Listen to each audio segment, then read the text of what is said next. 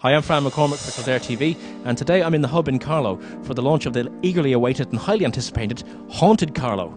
And I'll be talking to the authors, Cormac Strain and Danny Carthy, who assure me a new book this year called Haunted Kildare is on the way as well. I'll also be talking to Ciaran O'Keefe, parapsychologist, and ghost hunter Barry Fitzgerald. Haunted Carlow, the book by Cormac Strain and Danny Carthy.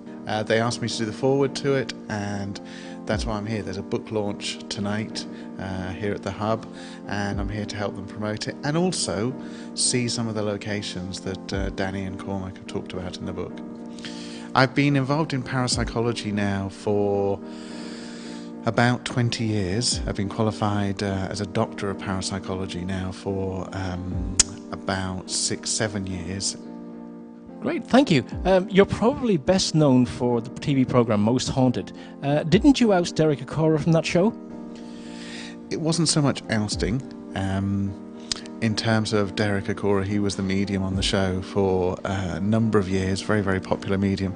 And you can find out information online about the actual incident that occurred where I essentially tested Derek. I tested his mediumship and made up some anagrams and see if they would come out during the course of the investigation. And indeed they did, to the point where he actually got possessed by one of the anagrams. And so in those particular incidents, you can say with 100% certainty he wasn't communicating with spirit. What are your impressions of the book? I loved it. It's unique because there's a little bit of contemporary stories, there's some old stories, and with these sorts of haunted books you traditionally get the typical well-known stories associated with the place. They did that, they covered those, but there's a very personal aspect to it. You can see that they've actually gone out and spoken to people and just reproduced their accounts word for word. I'm here with Barry Fitzgerald. Barry, what brings you to Carlow? Well, I'm supporting Cormac and Danny on the release of this book, Haunted Carlow. It's a fantastic read. I'm absolutely thrilled for them, and I'm down here to give them some support. Tell us how you started in paranormal research. Did you once work with ghost hunters and taps in Ireland? That's where I started in the TV career. I've been doing this now almost 20 years, but almost 6 years ago the Ghost Hunters team came to Ireland, and that's where I was introduced, and subsequently now I've become the team leader in Ghost Hunters International on Sci-Fi. What are your impressions of the book? Well, Danny knows that I do a lot of travel, and both him and Cormac sent me a sample of the book, and I got to read it on the plane during one of my travels to Argentina, and I was absolutely thrilled. It's a must-read book. It really is. The tales are modern, they're not something which dates from 30, 40, 50 years ago. It's now. It's happening now, and it's here in Carlow, and it's wonderful. Where are we, and why are we here? We're in the hub in Carlow at the launch of Haunted Carlow as part of the Extra Festival. It's a book myself and Danny have written. It's published by the History Press Ireland, and it basically just covers 12 different ghost stories from the Carlow region. And where did you get the information for the book? Basically, we went to the people of Carlow. We went through KCLR, which is a local radio station. We had the help of the Nationalists and the Carlow people. And we basically we also had our own Facebook and Leinster Paranormal, which is a Carlow research group myself and Danny founded.